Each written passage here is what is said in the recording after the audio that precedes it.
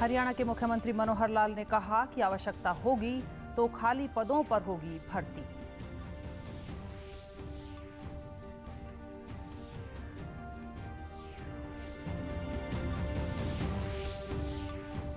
हरियाणा के नूह जिले में कोविड-19 के एक्टिव केसों की संख्या हुई 12 और 3,229 लोगों को रखा गया सर्विलांस पर।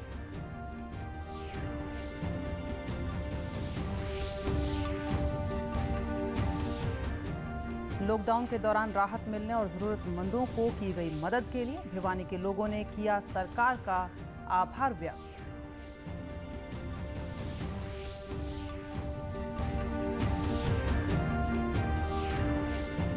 और भारतीय सिनेमा जगत के प्रसिद्ध अभिनेता ऋषि कपूर का मुंबई के एचएन अस्पताल में हुआ निधन। प्रधानमंत्री नरेंद्र मोदी ने जताया दुख। नमस्कार, मैं रूपा महलावत। अब समाचार विस्तार से। हरियाणा के मुख्यमंत्री मनोहर लाल ने कहा कि कोरोना के इस संकट के समय में भी प्रदेश सरकार ने कहा कि वर्तमान परिस्थितियों में भी खाली पदों पर जिन जिन विभागों में आवश्यकता होगी वहां पर सरकारी भर्तियां की जाएंगी।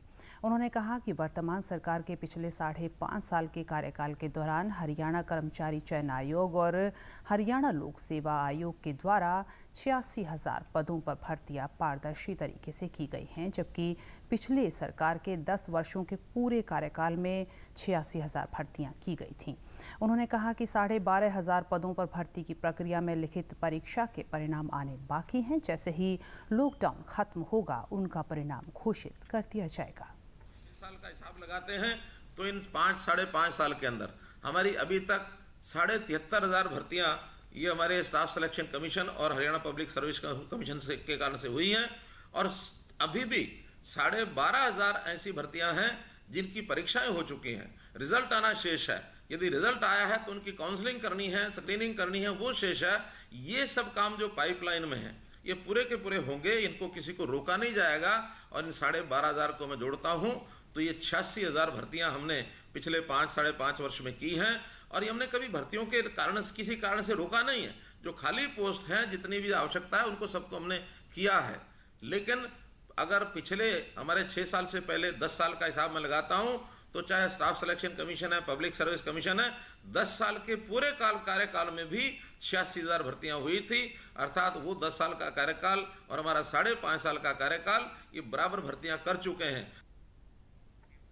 मुख्यमंत्री मनोहर लाल ने कहा कि आर्थिक गतिविधियों को आरंभ करने के लिए केंद्र सरकार के दिशा निर्देशों के अनुरूप प्रदेश में लॉकडाउन में छूट देते हुए 20 अप्रैल से औद्योगिक इकाइयां शुरू करने की अनुमति दे दी गई है। इसके तीसरे चरण में औद्योगिक इकाइयों को खोलने के लिए हरियाणा को 2 जोन में बांटने का निर्णय लिया गया है, जिसके तहत 15 जिले जहां कोरोना पॉजिटिव मामले 10 से कम हैं, उन जिलों के लिए अलग से जिला स्तरीय योजना बनाई जाएगी। शेष 7 जिलों गुरुग्राम, फरीदाबाद, पलवल, नूह, सोनीपत, पानीपत और पंचकूला, जहां कोरोना का प्रभाव अधिक है, इन 7 जिलों में ब्लॉक अथवा टाउन के अनुसार योजना बनाई जाएगी। उन्होंने कहा कि कंटेनमेंट जोन में किसी प्रकार की आर्थिक गतिविधियां नहीं होंगी। वो 20 अप्रैल के बाद काम में लग गए हैं, लेकिन कल से ही इसका जो तीसरा फेज है इसको भी हमने शुरू करने के लिए कह दिया है। इसमें पूरे प्रदेश को 2 हिस्सों में बांटा है। एक 15 जिले वो हैं जहाँ कोरोना का प्रभाव कम है, 7 जिले ऐसे हैं जिनमें कोरोना का प्रभाव पिछले महीने में, अप्रैल के महीने में वो ज़्यादा बढ़ कर के दिखा है।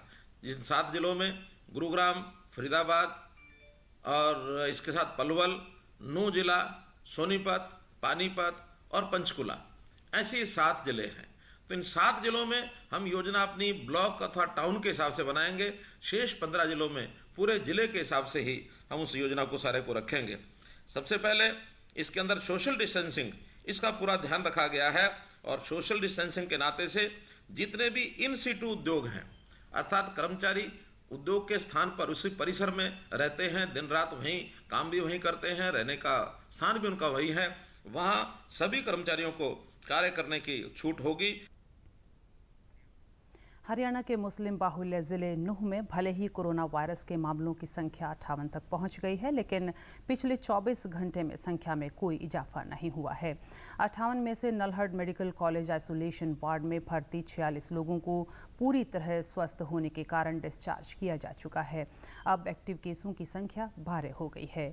नूंह जिले में करीब 3,229 लोगों को सर्विलांस पर रखा गया है, जिनमें से 537 लोगों का सर्विलांस पीरियड पूरा हो चुका है। अब सर्विलांस पर 2,692 लोग रखे गए हैं। इसके अलावा स्वास्थ्य विभाग ने अब तक 2,308 लोगों के सैंपल लेकर जांच के लिए पीजीआई रोहतक व गुरुग्राम के एक निजी लैब में भेजे हैं।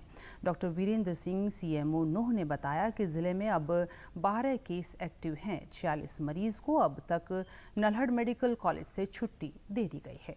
40 डिस्चार्ज हो चुके हैं। तो एक्टिव केसेस आज की डेट में हमारे पास 12 बचे हैं, लेकिन इस 12वें केस के हमने कॉन्टैक्ट्स की ऑलरेडी ट्रेसिंग कर रखी है और इसके साथ ही ट्रैवलर का भी सैंपल लिया जा चुका है। उनकी रिपोर्ट का आज वेट है। आज शाम तक कुछ और अगर कोई केस आता है तो उसका पता चलेगा। लॉकडाउन के दौरान मिली राहत से खुश लोगों ने सरकार का आभार व्यक्त करते हुए कहा कि मुसीबत के समय में भी सरकार ज़रूरतमंदों की आवश्यकताओं को पूरा कर रही है। लॉकडाउन के दौरान लोग सरकार द्वारा उनके बैंक खातों में पहुंचाई गई धनराशि को लेने के लिए बैंकों में भी पहुंच रहे हैं। भिवानी के बैंक ऑफ बड़ौदा के डिप्टी मैनेजर दलबीर चौहान ने बताया कि लॉकडाउन में ढील मिलने से लोग अपने बैंक खातों में सरकार द्वारा डाले गए पैसों को निकलवाने के लिए आ रहे हैं और सरकार द्वारा ज़रूरतमंदों के खातों में 500 रुपए, किसानों के खातों में 2,000 रुपए व उज्ज्वला योजना के तहत गैस सिलेंडर के पैसे डाले गए हैं ताकि लोगों को आर्थिक परेशानी न उठानी पड़े। गांव पालूवास से लाभार्थी नीतू, भिवानी से लाभार्थी गंगा, ओमपति व सुनहरी ने बताया कि सरकार द्वारा पहुंचाए गए इन पैसों का वे मुसीबत के इस समय में बेहतर प्रयोग कर पा रहे हैं। इससे उन्हें काफ़ी राहत मिली है। उन्हें अपने मोबाइल में मैसेज से ये पता चला था कि उनके खातों में पैसे आए हैं। अब वे बैंक से निकलवा कर इन पैसों का प्रयोग कर पाएंगे। बैंक की मुख्य रूप से जो आदमी आ रहे हैं, जो लेडीज आ रहे हैं, तो लेडीज जो आ रही हैं वो 500 रुपए जो अपने कोविड-19 के लिए आए हैं उस पर ज़्यादा फोकस है लेडीज़ का। उनके भी पैसे आए हैं और वो रूटीन में नहीं आ रहे, वो इसका सोशल डिस्टेंस का ध्यान रखे हुए हैं। 2200 थे, 250 रुपये इन्होंने जमा कर लिए, 2000 दिए बस। तो क्या राहत मिलेगी इन पैसों से? 2000 रुपये जो आए हैं वो 2000 घर खर्चा में सामान के लिए लिए। तो अच्छी बात है, ये पैसे जो आपके टाइम पर आए हैं काम आएंगे। हाँ, अच्छी बात ही है भाई, इस हम काम 2 पीस हो गए भी काम आवा। 2250 50 रुपया लगे बकाया थे, बस ये आए हैं बस। तो आप पेंशन 2300 पेंशन के रुपये हैं। तो इससे अब अपना घर खर्चा तो हाँ। लॉकडाउन के दौरान भी लोगों को दूध व उससे जुड़े उत्पाद सुगमता से मिल सकें, इसके लिए प्रदेश सरकार के उपक्रम हरियाणा डेयरी विकास सहकारी प्रसंघ लिमिटेड के सभी बूथों पर आसानी से दूध पहुंच रहा है। प्रबंध निदेशक ने बताया कि हमारा प्रोक्योरमेंट बढ़ा है, जो लगभग 7 लाख लीटर प्रतिदिन हो गया है और साथ ही हम लॉकडाउन से जुड़े सारे नियमों का पालन कर रहे हैं, जिसमें 2 गज दूरी के साथ साथ सैनिटाइजर, मास्क व दस्तानों का पूरा ध्यान रखा जा रहा है और सभी बूथों को भी पूरी तरह से सैनिटाइज किया जा रहा है। साथ ही प्रदेश सरकार के आदेशानुसार ग्राहकों को सुबह 8 बजे से शाम को 8 बजे तक वीटा बूथ सेवा दे रहे हैं।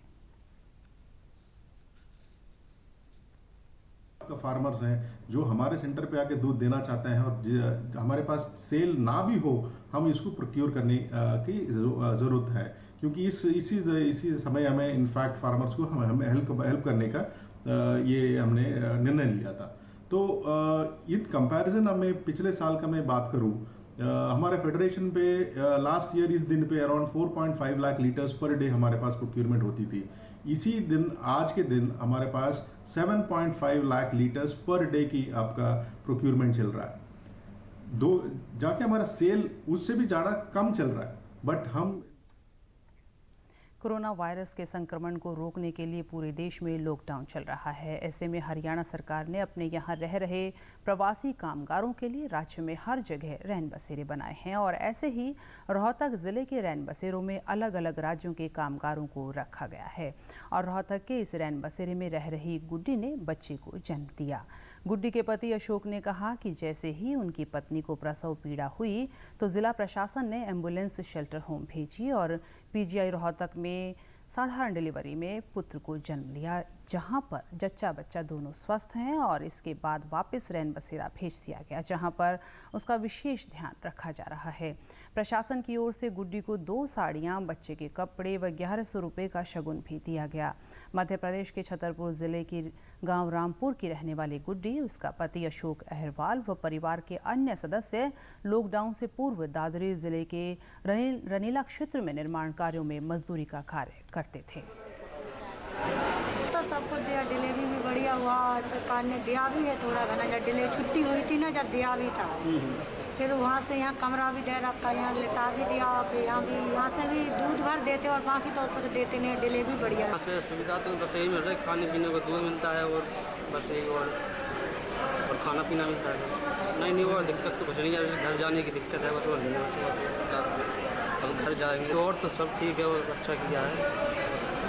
गुड़िया नाम की औरत थी जिनको एक स्वस्थ शिशु ने वहाँ जन्म दिया और बच्चा बड़ा हष्ट पुष्ट और स्वस्थ, और उसका जो बॉर्न वेट था वो 2 किलो 785 ग्राम। भारतीय फिल्म जगत का एक और सितारा आज डूब गया। प्रसिद्ध अभिनेता ऋषि कपूर आज हमारे बीच नहीं रहे। उनका मुंबई के एचएन अस्पताल में निधन हो गया। बॉलीवुड के महानायक अमिताभ बच्चन ने सुबह ट्वीट कर इस खबर की जानकारी दी है। अमिताभ बच्चन ने कहा कि ऋषि कपूर इस दुनिया को छोड़कर चले गए हैं। इसके साथ ही उन्होंने अपने ट्वीट में कहा कि मैं अब टूट चुका हूं। ऋषि कपूर को बीते दिन ही अस्पताल में एडमिट करवाया गया था। उनके बड़े भाई रणधीर कपूर ने बताया कि उन्हें सांस लेने में परेशानी हो रही थी। 2018 में उन्हें कैंसर हुआ था। इलाज के लिए वह अमेरिका गए थे। वहां 11 महीने रहने के बाद पिछले साल सितंबर में स्वदेश लौटे थे। ऋषि कपूर के निधन से फिल्म जगत के साथ पूरा देश शोक की लहर में डूब गया है। प्रधानमंत्री नरेंद्र मोदी ने ऋषि कपूर के निधन पर दुख जताया, ट्वीट करके उन्हें श्रद्धांजलि दी। प्रधानमंत्री ने उनके परिवार और प्रशंसकों के प्रति संवेदना जाहिर की। वहीं सूचना और प्रसारण मंत्री प्रकाश जावड़ेकर ने फिल्म अभिनेता ऋषि कपूर के निधन पर दुख व्यक्त किया है। बहुत दुखदायक है। अभिनेता हमसे छूट गए और बॉबी से लेकर जिसका प्रवास शुरू हुआ और कपूर एंड कपूर तक वो आया, ये बेहद ही खूबसूरत उनकी पूरी जीवन, फिल्म का जीवन रहा है। और आज पूरी फिल्म दुनिया ही नहीं, देश की सारी जनता भी दुखी है, क्योंकि एक बहुत ही मेधावी और प्रभावी अभिनेता को हमने खोया है। कोविड-19 से लड़ने के लिए लगाए गए लॉकडाउन से देश में विभिन्न स्थानों पर प्रवासी मजदूर, तीर्थयात्री, पर्यटक, छात्र और अन्य फंसे हुए लोगों के लिए स्थानांतरण की अनुमति दी गई है। संबंधित राज्यों से परामर्श करने और पारस्परिक रूप से सहमत होने के बाद उन्हें एक से दूसरे राज्य, केंद्र शासित प्रदेश के बीच स्थानांतरित करने की अनुमति दी जाएगी। इस बात पर बल दिया गया है कि उनके गंतव्य पर पहुंचने पर ऐसे व्यक्तियों का मूल्यांकन स्थानीय स्वास्थ्य अधिकारियों द्वारा किया जाए और उन्हें होम क्वारंटीन में रखा जाए, जब तक कि आंकलन के लिए व्यक्ति को इंस्टीट्यूशनल क्वारंटीन में रखने की आवश्यकता न हो। इसके अलावा उन्हें समय समय पर स्वास्थ्य जांच के साथ रखा जाए। इस प्रयोजन के लिए राज्यों, केंद्र शासित प्रदेशों से अनुरोध किया गया है कि वे ऐसे व्यक्तियों को आरोग्य सेतु ऐप का उपयोग करने के लिए प्रोत्साहित करें, जिससे उनकी स्वास्थ्य स्थिति की निगरानी रखी जा सके और ज़रूरत पड़ने पर उनका पता लगाया जा सके। ऐसे लोगों की जांच की जाएगी और जिनमें कोविड-19 के लक्षण नहीं दिखेंगे उन्हें आगे बढ़ने दिया जाएगा। बसों को सैनिटाइज किया जाएगा और सीटों पर सवारी बैठाने के लिए सुरक्षित दूरी बनाए रखने के नियम का पालन किया जाएगा। और अंत में इस बुलेटिन के मुख्य समाचार एक बार फिर।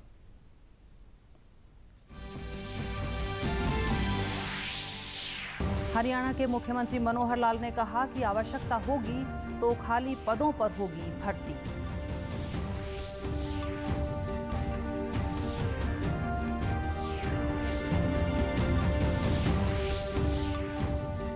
हरियाणा के नूह जिले में कोविड-19 के एक्टिव केसों की संख्या हुई 12 और 3,229 लोगों को रखा गया सर्विलांस में।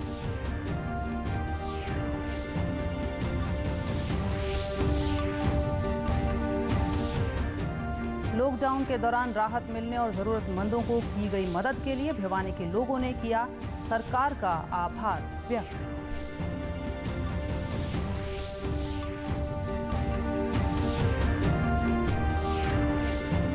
और भारतीय सिनेमा जगत के प्रसिद्ध अभिनेता ऋषि कपूर का मुंबई के एचएन अस्पताल में हुआ निधन।